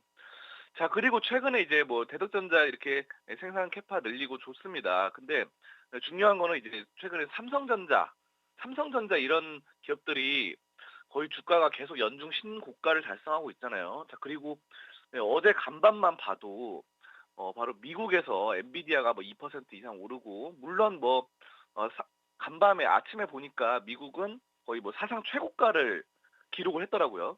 나스닥 뭐 S&P 다. 자, 그런데 우리나라만 보더라도 삼성전자가 연중 신고가를 달성했어요. 그래서 이 반도체주가 전반적으로 좋잖아요. 상승 흐름이 나오면서. 자, 이 점도 우리가 알아두셔야 되고, 그렇다면은 아무거나 막 사면 안 되고, 여기서 이제 좀 못 간 애들, 그동안 엄청나게 많이 오른 애들, 예를 들어서 뭐 SK하이닉스 이런 친구들은 좀 약간 눌리고 있단 말이에요, 현재. 예, 그리고 물론 뭐 한미반도체 이런 기업들 좋은데 너무 많이 올라서 좀 약간 부담스럽긴 해요. 그래서 제가 얼마 전에 뭐 말씀드렸던 뭐 리노공업이라던가 또 뭐 ISC 이런 것처럼 이번에는 좀 대덕전자를 좀 많이 눌려 있었기 때문에 좀 가져온 겁니다. 지금 대덕전자가 많이 눌린 상황인데, 그러면 눌렸으면은 뭐 성장성이 없어서 그런 거 아니냐, 뭐 이렇게 반문을 하실 수 있어요. 그래서 재무제표를 보도록 하겠습니다. 꾸준하게 수익이 나오고 있습니다, 이 종목은. 그래서 영업이익이나 이 바로 이런 점들이 계속해서 꾸준히 나오고, 지금 뭐 이렇게 대덕 관련된 그런 주요 주주 상황도 보시면은 바로 국민연금이 들어가 있어요. 국민연금. 그래서 국민연금이 들어가 있다는 점 상당히 주목해 본다. 국민연금이 5% 이상 갖고 있기 때문에 여러분들 좀 주목을 하셔야 됩니다. 왜냐하면 국민연금은 이 물량을 많이 보유를 안 하거든요, 보통은. 그래서 좋은 종목들만 딱딱 꼽아가지고 하기 때문에 6% 넘게 갖고 있는 국민연금 상당히 좋고, 그다음에 다시 보시면은 뭐 수익성 부분, 영업이익이나 단기 순이익이 계속해서 꾸준하게 나오고 있다는 점, 대덕전자 이 점이 좀 좋은 점입니다. 그리고 부채 비율 보시면 낮아요. 낮은 부채 비율가 유보율이 높다는 점, 이 점이 상당히 긍정적이고, 차트상 보시면은 일목균형표가 이렇게 나타나고 있는데 구름대가 있죠. 구름대가 돌파 직전입니다. 그래서 동그랗게 표시된 부분이 있는데 빨갛게 돌파 직전이라는 점이 여러분들이 좀 보시면 되고요. 차트상 이 저점 하단선에서 강력하게 추세 상승 전환의 시그널이 포착된다. 그래서 뭐 지금 다시 차트가 나왔는데, 차트에 보시면 동그랗게 표시된 부분, 구름대 돌파 직전이라는 점을 우리가 보신다고 한다면은 추세 전환의 상승의 초반이다, 이렇게 판단을 하겠습니다. 좋습니다. 대덕전자 최근에 반도체 관련 종목들 많이 가져오시는데 많이 올라간 종목보다는 이제 가능성을 조금 더 보여줄 수 있는 후발주자들을 많이 보고 계시는 것 같네요. PCB 관련주, 기판 관련주로서 또 유리기판 쪽이랑도 연관이 좀 되어 있고요. 대덕전자 어제 급등했는데 구름대를 뚫고 올라갈지 기대해 보겠습니다. 자, 그러면 목표가와 손절가 간단히 정리해 볼까요? 네, 목표가는 28,000원으로 잡고 접근하시면 되겠습니다. 그래서 1차 목표가 이렇게 잡고 그 뒤에 넘어서면은 추후 대응으로 가져가시면 될 것 같고요. 뭐 그러니까 1차 목표가에서 모두 전량을 파는 건 아니고 한 50% 가량 팔고, 그 뒤에는 이제 추세가 이제 꺾여서 밑으로 내려가려고 한다. 그러면 이제 매도하는 거죠. 자, 그리고 손절가는 21,000원입니다. 그리고 시초가, 오늘 매수가는 시초가로 25,000원 전후로 이렇게 매수를 하시면 되겠습니다. 좋습니다. 현재 주가 25,000원 부근에 머물러 있고요. 목표가는 28,000원, 손절가는 21,000원으로 대응하시면 되겠습니다. 송범선 실장과 함께했습니다. 실장님, 오늘도 고맙습니다. 감사합니다. 네, 그러면 앵커의 픽으로 한번 넘어가 볼까요? 오늘의 앵커의 픽은요, 역시나 저도 반도체 쪽에서 준비를 해봤습니다. 에이징랜드로 선정을 해봤습니다. AI가 한창 떠오를 때 그때 많이 올라갔던 그런 종목으로 기억을 하실 텐데, 오늘 제가 가져온 이유는요, 뭐 간밤에 반도체 종목들이 좀 강세를 보였기 때문입니다. 일단 에이징랜드에 대해서 간단히 설명을 드리면, AI 반도체가 많이 이슈가 되면서 그냥 단순히 팹리스, 파운드리로 나누던 것에서 뭐 디자인 하우스, 오셋, 뭐 되게 다양하게 이제 분류가 시작됐잖아요. 그 안에서 디자인 하우스 그 업체를 담당하고 있는 기업이고요. 파운드리 쪽으로 넘어가기 전에 그 반도체를 좀 디자인해주는 그런 기업이라고 중간에 들어가는 기업이라고 생각을 하시면 됩니다. 그래서 AI 쪽에서 이제 반도체 수주를 많이 받고 있는 것으로 확인이 되고 있는데요. 특히나 TSMC 쪽과 연결이 많이 되어 있습니다. 에이징랜드가 사실상 우리나라는 뭐 거의 삼성전자 중심이기 때문에 TSMC와 거래를 하고 있는 기업은 많지가 않은데 유일하다고 해요. 그런데 간밤에 TSMC가 긍정적인 2분기 매출을 발표하기도 했고 최근에 주가의 흐름도 바닥권에서 살짝 올라오는 그런 느낌이 있어서 에이징랜드로 한번 선정을 해봤고요. 앞으로는 이제 대만 쪽에 R&D 센터도 건립을 하고요. TSMC뿐만 아니라 고객사를 좀 더 다변화할 것으로 기대한다고 하니까 단기적인 접근 말고도 중장기적으로 한번 보셔도 괜찮을 것 같습니다. 상장한 지 얼마 안 돼서 아직 증권가의 목표가는 크게 나오고 있지 않네요. 자, 그러면 이어서 AI의 픽으로 넘어가 보겠습니다. 오늘 AI는 어떤 종목을 관심을 보이고 있을까요? 오늘 코스피 관심주 하나 알려줘. 오늘 코스피에서 관심을 받고 있는 주식으로는 현대차가 주목받고 있어요. 오늘은 또 현대차가 나왔네요. 네, 최근에 현대차의 주가 뭐 밸류업 모멘텀에 여러 가지 모멘텀을 좀 엮어가면서 사상 최고가를 만들었는데 살짝 쉬어가고 있다가 다시 27만 원권에서 반등을 모색하고 있습니다. 현대차를 다시 또 돌아봐야 하는 그런 시점일지 최근에 대형주 얘기를 굉장히 많이 해주고 있는 AI네요. 자, 오늘의 3픽은요. 대덕전자 그리고 에이징랜드 그리고 현대차였습니다. 그러면 이어서 조성우의 투자의 맛으로 바로 이어가 보도록 하겠습니다.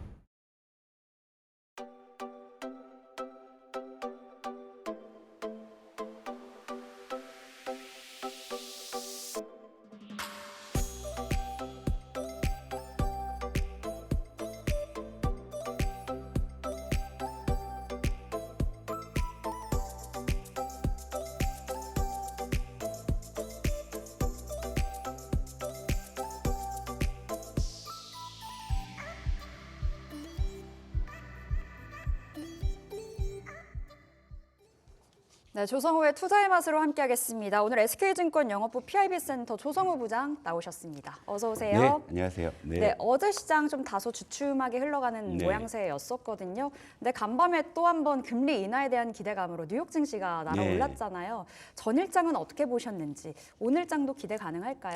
일단은 이제 하반기 들어서 시장이 상당히 좀 괜찮은 모습이었는데 이제 아무래도 오늘이 우리나라의 그 옵션 만기일이고 또 오늘 밤에 미국의 그 6월 CPI 이런 좀 이벤트들이 있기 때문에 이제 거기에 따른 약간 관망 심리로 인해 지수 자체는 좀 주춤한 모습 이렇게 정리해 볼 수 있겠는데요. 하지만 이제 외국인의 이 코스피 순매수는 계속 지속이 되고 있는 상황이고요. 다만 이제 코스닥 쪽에서의 일부 이제 좀 수급적인 그런 불균형 이런 부분들은 관찰이 됐습니다만 전체적으로는 제가 하반기에 간판으로 제목으로 말씀드렸던 반바지 중심의 이제 순환매는 여전히 지속되고 있다. 네. 이를테면 어제도 반도체나 2차 전지 조정 받으니까 시장 또 꺾이는 거야 싶은데 또 바이오 올라오잖아요. 그러니까 계속 이제 이런 어떤 반바지 중에 한두 섹터는 항상 이제 지금 어떤 시세가 연출되는 그런 모습이 전개가 되고 있기 때문에 지수 자체가 크게 움직이지 않았다 하더라도 비교적 좀 활발한 업종이나 이제 종목별 장세가 펼쳐지고 있다 이렇게 보시면 돼요. 그러니까 예를 들면 어제 시장 내가 반도체를 들고 있어서 반도체가 안 올랐어요. 그래서 좀 답답할 수 있어. 하지만 다른 게 올라가잖아요. 그러니까 그럼 또 이제 자고 일어나면 또 이제 반도체 차례가 오는 것이고 네. 이런 이제 활발한 순환매 장이고 어제 업종을 보더라도 조선이나 방산, 게임, 전력, ESS 장중에 좋은 모습이었잖아요. 물론 이제 K푸드나 이제 원전 같은 경우에는 이제 좀 조정을 받긴 했습니다만 굉장히 좀 빠른 순환매의 연속이다 이렇게 좀 볼 수 있겠습니다. 네. 시속 게임인 것 같아요. 네, 반바지 그렇죠. 네. 안에서도 빠르게 움직여주고 있고 거기에 발맞춰서 우리가 투자 전략을 짜 보면 좋을 것 같습니다. 조금 있다가 좀 더 자세하게 시장 전략 풀어가 보도록 하겠고요. 자, 간밤에 전 세계가 프랑스 파리를 주목을 했습니다. 올림픽 개막까지 지금 한 2주가 남았는데 올림픽 때문이 아니라요. 삼성전자의 언팩 행사에 모두들 주목을 했습니다. 지난 1월 미국에서 언팩 행사가 한 차례 있었고 이번 7월에 이제 프랑스 파리에서 언팩 행사, 여기서 폴더블 폰 온디바이스 AI가 탑재가 된 폴더블 폰이 공개가 됐습니다. 갤럭시 링도 그렇고요. 굉장히 그 현지 분위기가 뜨거웠다 그러는데 딜사이트 이태훈 기자 현재 나가 있습니다. 연결해서 현지 상황 들어보도록 하겠습니다. 네, 이태훈 기자. 네, 여보세요. 네, 안녕하세요. 딜사이트의 이태훈 기자입니다. 네, 기자님 안녕하세요. 자, 지금 프랑스 파리에 나가 계신다고 들었습니다. 지금 현지 시간으로는 자정이 넘었을 거고요. 이제 언팩 행사가 종료가 됐다고 들었는데요. 어제 현장 분위기 어땠을까요?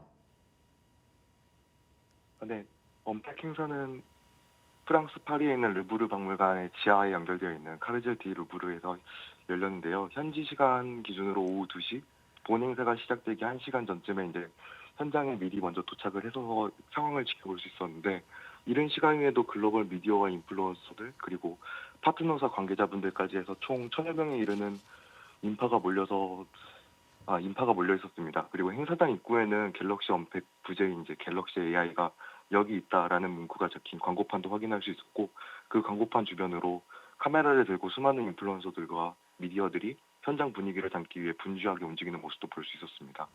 내부에서는 단체 참석자들이 사전에 사진 촬영을 하거나 환호성을 지르면서 내부 분위기를 달구고 있었고 본 행사 시작 시간 10분에서 5분 전에 미리 내부에 1000여 명의 인원들이 전부 다 좌석을 가득 채울 정도로 관심이 많았던 것 같습니다.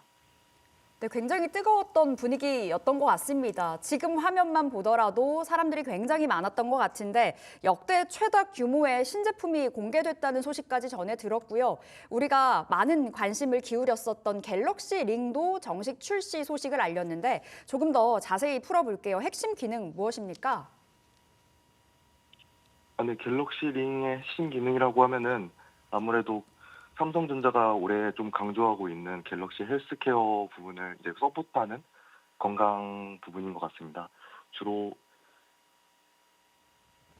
갤럭시 링이 이제 삼성전자의 최첨단 센서 기술을 이제 집약한 가장 작은 형태의 폼팩터 제품이다 보니 2.3g에서 3g까지 이제 가장 가벼운 무게를 자랑한다고 삼성전자에서도 알려주셨고 갤럭시 AI로 사용자의 건강 데이터를 분석하고 이를 사용자에게 직접 알려주어서 최적화된 개인 건강 관리를 지원하는 제품으로 소개를 받았습니다.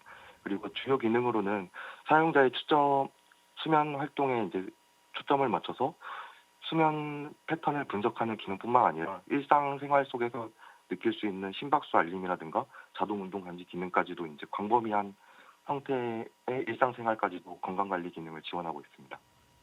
네, 갤럭시 링 이야기 주셨는데 좀 기대감이 큰 것 같습니다. 실제로 좀 강력하게 좀 탄력적인 매출로 이어질지도 주목도가 높은데 그래도 기자님 메인은 폴더블 폰 아니겠습니까? AI가 탑재가 된 최초의 폴더블 폰이 공개가 됐는데 지난 1분기에는 우리가 화웨이에 좀 밀린 바 있습니다. 이번에 좀 새로운 돌풍을 몰고 올 거라고 바라보세요?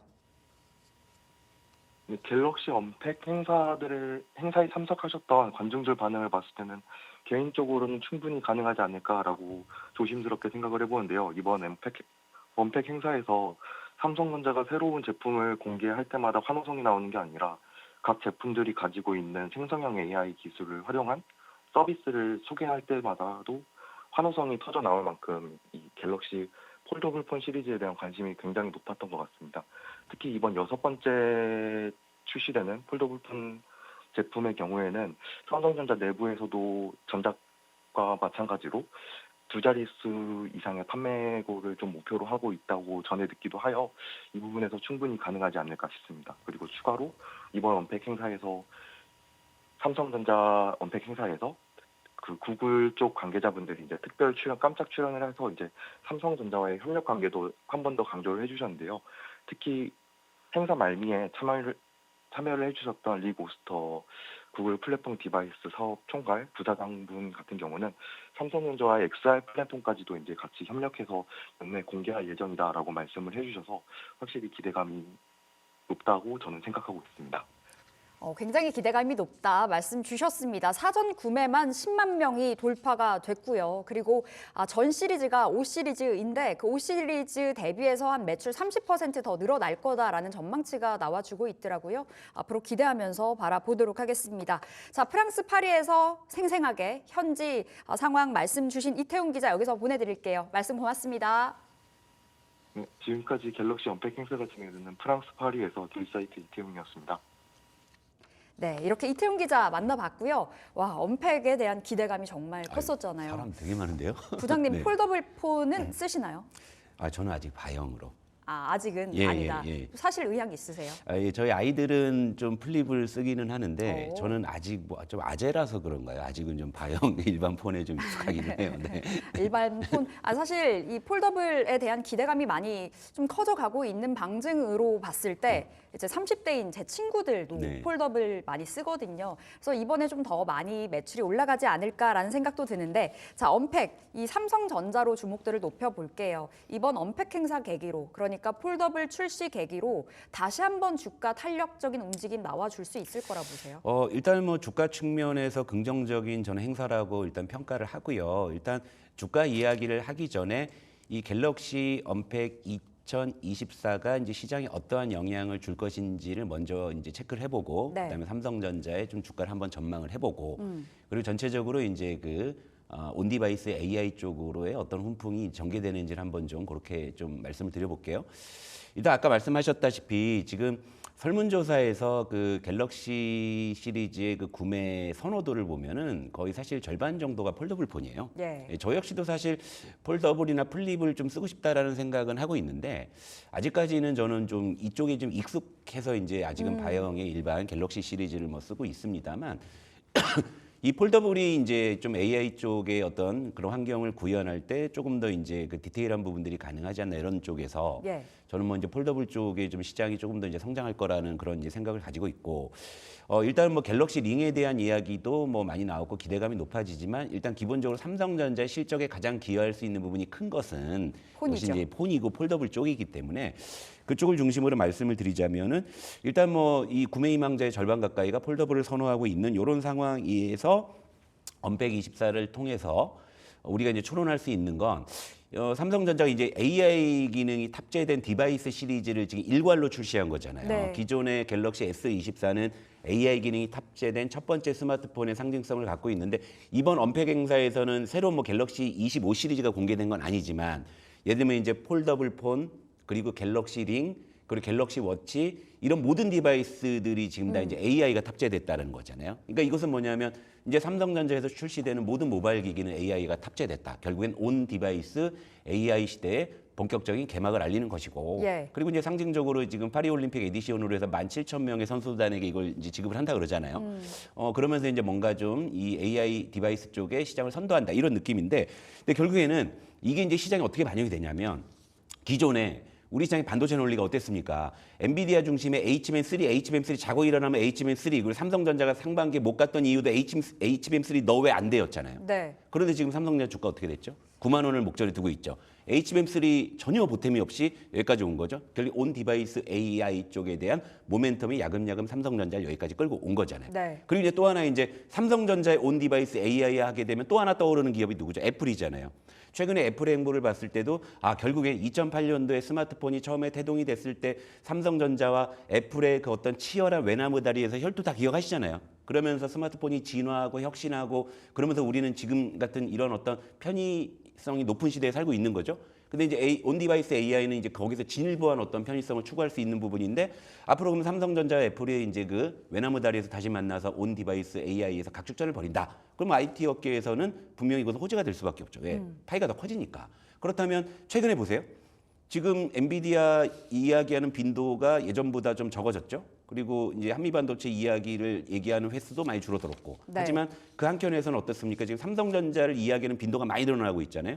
이것이 바로 이제 시장 트렌드의 어떤 변화를 의미하는 것이고 또 하반기 들어서 우리 시장을 봤을 때 반도체를 보게 되면 확실히 그쪽으로 지금 시세가 전개되고 있는 게 보이잖아요. 삼성전자가 그 필두에 있는 것이고 이런 쪽을 이제 여러분들께서 생각을 하신다면 지금이야 이제 이 갤럭시 시리즈에 이제 어떤 관심이 집중돼 있지만 온 디바이스 AI라는 것은 우리가 휴대하고 있는 모든 디바이스를 얘기하는 거잖아요. 그렇다면 여기서 가전으로 확산될 수도 있고요. 로봇이 갈 수도 있는 것이고 또 이제 뭐 테슬라가 추구하는 어떤 자동차 이런 것들도 다 온 디바이스 AI에 다 이제 기능이 탑재될 수 있는 그런 디바이스라는 거죠. 그러니까 이런 쪽에 대해서 우리가 이제 힌트를 찾는다면 최근에 예를 들면 유리기판이나 액침 냉각이나 이런 종목들이 왜 올랐는지 이런 부분들 그리고 레거시 쪽이 요즘에 왜 꿈틀대는지 네. 이런 것들이 이제 다 이해가 되는 거잖아요. 자, 그러면서 이제 삼성전자 이야기를 하겠습니다. 네, 길고 긴 이야기 주셨는데 네. 온디바이스 AI는 주목해야 된다 누누이 말씀 주고 네. 계시고요. 그럼 삼성전자만 국한에서 봤을 때 굉장히 궁금한 건 네. 구만전자 지금 목전에 두고 있는 상황에서 이제 말씀 주셨듯이 HBM에 대한 그 훈풍은 아직 반영이 안 네, 됐단 네. 말이죠.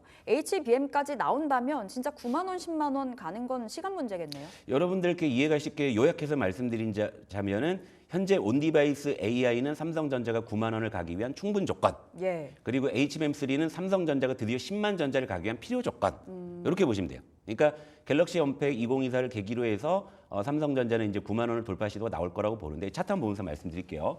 자, 9만 전자에 대한 상징성. 왜 우리가 9만 전자를 오매불만 기다리냐면 삼성전자가 9만 원대를 보여줬던 적이 언제냐면요. 2021년 1월 이때였죠. 이때 삼성전자가 장중에 무려 9% 급등하는 기염을 토한 날이 있었습니다. 이때 이제 드디어 9만 전자라는 어떤 신기원을 개척을 했는데 자, 그 뒤로 이제 계속 이제 주가는 그 밑에서 이제 조정을 받다가 최근에 올라오면서 이제 9만 전자를 목전해주고 좀 쉬고 있잖아요. 네. 근데 실제로 이 차트상에는 96,800원이라는 최고가가 찍혀 있기는 한데요. 근데 의미 있는 거래가 된 이제 그 어떤 매물을 기준으로 봤을 때는요. 사실상 저는 이제 9만 원이 사실상의 고점이라고 보는데 이게 이제 매물대 차트입니다. 자, 이제 마지막 매물대를 지금 돌파하는 그런 어떤 여정에 있는 거예요. 그러면 이 부분을 돌파할 것 같죠, 여러분, 그죠? 갤럭시 언팩 2024에 대한 기대감도 있고, 자, 온디바이스 AI는 이 9만 원을 돌파하기에는 충분한 모멘텀이 될 거예요. 그런데 바로 이제 이 전입미답의 영역엔 우리가 뭐 10만 원 뭐 이런 데를 이제 보려면 이거 갖고는 좀 모자랄 수 있다. 그러니까 결국에는 이제 시장에서 이야기하는 HBM3 좀 더 폭넓게 본다고 하면 이제 파운드리 쪽. 이런 쪽이 이제 10만 전자를 이제 갈 수 있는 필요 조건이 될 수 있을 텐데요. 일단 지금의 분위기라면 삼성전자는 뭐 9만 원이 충분히 돌파가 가능한 이런 상황이라 볼 수 있고, 그리고 이제 최근 며칠 동안에는 뭐 옵션 만기일이나 미국의 CPI 이런 부분에 대한 관망세 때문에 예. 좀 주춤했지만 다시 이제 간밤에 미국에선 금리 인하 기대감이 좀 높아졌고요. 이런 부분들이라고 하면은 물론 뭐 오늘 뭐 도달을 하면 좋겠지만 일단 요건 시간 문제라고 보고 있죠. 네. 알겠습니다. 시간이 좀 필요하겠습니다. 원체 좀 이슈가 될 만한 이야기들이 나와주고 있고 삼성전자를 밀어줄 만한 이슈들이 또 탄생을 하고 있기 때문에 기대를 해보도록 하겠고요. 자, 우리 게임주 이야기 나눠봐야 되겠습니다. 자, 부장님, 오늘이 이제 시프트업 코스피 상장 디데이잖아요. 네. 원체 기대감이 많았었고 이제 게임주 봐야 된다. 네. 그 안에서도 옥석 가리게 해주셨는데요. 시프트업 오늘 어떤 흐름 전개될까요? 일단 시프트업 같은 경우가 사실 기대 반 우려 반이잖아요. 좀 너무 좀 비싼 거 아니냐. 고평가 논란. 고평가 논란이 아니냐. 또 하면서도 한편으로는 또 이제 시프트업의 어떤 기록적인 영업 이익률이나 어떤 이익의 질을 봤을 때는 또 그 정도 평가를 또 받아도 되는 게 아니냐. 예. 뭐 이런 이제 호학제가 공존하는 그런 상황이고요. 그리고 뭐 의무 보유 뭐 확약 비율이 뭐 이전에 좀 대여급보다 좀 낮다라는 그런 평가들 때문에 이제 오버행이나 이런 부분들에 대한 우려도 있고 하여튼 말도 많고 탈도 많은 상황인데 근데 시프트업이 지금 이제 그 이 두 가지 숙제를 우리 시장에 좀 풀어줄 수 있는 힌트를 줄 거예요. 첫 번째, 최근에 좀 공모주가 재미가 없었잖아요. 예. 좀 안 흘러갔어요. 예, 오히려 좀 공모 그 당일에 떨어져서 예, 그러니까 마감을 뭐 따상 하더라고요. 구경한 지는 오래됐고 그런데 청약 경쟁률이 341대 1로 상당히 좀 괜찮았고 그리고 이제 청약 증거금도 HD 현대 마린 솔루션 이외에 최대 규모 18조 원 정도가 이제 몰려들었고요. 뭐 공모가 기준은 이제 시가총액이 지금 이제 그 3조 5천 원, 그러니까 공모가 6만 원이거든요. 근데 현재 이제 아침에 거래되기 전에 게임주 4위에 랭크될 거예요. 그런데 뭐 PR 40배 고평가 논란도 있고 여러 가지 있지만 일단은 이 그 시프트업이 오늘 이제 이 시장에 어떤 힌트를 주냐면 오늘 이제 주가 흐름이 굉장히 좋게 전개가 된다고 했을 때는 이제 이 다음 공모주 쪽에 기대감이 높아지겠죠. 네. 얼어붙었던 공모주 시장에 활기를 넣어줄 수 있는 것이고, 그리고 이제 두 번째는 그동안 이제 많이 소외됐었던 이제 게임주가 이제 재평가 받을 수 있느냐, 이제 요 두 가지 이제 숙제를 오늘 시프트업이 이제 안고서 이제 출발을 하는 이제 그런 날인데요. 자, 제가 시프트업을 말씀을 드리는 건 오늘 시프트업이 이 장이 열려서 이제 거래가 되면 그걸 들어가시는 의미가 절대 아닙니다. 예, 오늘 참전해라는 그렇죠. 아니고. 아니에요. 모르긴 몰라도 오늘 시프트업은요, 천하제일 단타 대회 열릴 거예요. 변동성 엄청 클 거거든요. 그러니까 정말 뭐 트레이딩 스킬이 뭐 뛰어나신 분이 아니라면 시프트업을 접근하시는 건 긋고 말리는 건데, 자, 요 표를 한번 보여드릴게요. 시프트업이 상장을 하면서 게임주에 대한 재평가, 요쪽에 우리가 포인트를 잡는다면 결국엔 이 비교군으로 얘기하고 있는 예를 들면 넷마블이라든지 NC소프트 이제 요런 이제 종목들이 시프트업의 주가 방향에 따라서 꿈틀댈 수 있다라는 거. 자, 화면 한번 볼게요, 여러분. 차트인데요. 자, 게임주의 시가총액 순으로 좀 이제 세 개를 겹쳐봤는데 1등이 크래프톤이에요. 뭐 크래프톤은 뭐 게임주 뭐 저평가 뭐 소에 상관없이 그냥 자기 갈 길 가고 있는 상황이고 시가총액이 무려 13조 정도 되기 때문에 논외로 칠게요. 하지만 넷마블은 시총 이제 4조 9천억, 그리고 NC소프트가 최근에 좀 올라서 이제 4조 한 2천억 정도 됩니다. 그런데 시프트업이 3조 5천억으로 상장을 하는데 오늘 이제 시가가 예를 들면 이제 뭐 좀 떠서 결정이 된다고 네. 하면은 뭐 단숨에 2위로 올라갈 수도 있는 것이고, 그렇죠? NC소프트는 밀릴 수도 예, 있겠어요. NC소프트는 뭐 제칠 수 있는 거고 심지어는 넷마블까지도 오늘 넘볼 수 있는 이런 상황이거든요. 그랬을 때 시프트업의 시가가 어떻게 결정이 되느냐, 또 어떻게 움직이느냐에 따라서 이제 넷마블이나 NC소프트를 바라보는 투자자들은 시프트업이 저러면 얘들도 좀 쳐줘야 되는 거 아니야? 네. 이런 심리. 자, 그런 것들이 반영이 돼서 최근에 보세요. 좀 늘려보면 넷마블도 그렇고 NC소프트도 그렇고 바닥에서 지금 의미 있는 어떤 추세들을 만들어가고 있잖아요. 그러니까 제가 이제 시프트업에 대한 이슈를 가지고 여러분들께 이제 그 제시해드릴 수 있는 힌트는 오늘 장렬님은 시프트업을 멱살 잡고 들어가시라는 의미가 절대 아니고요.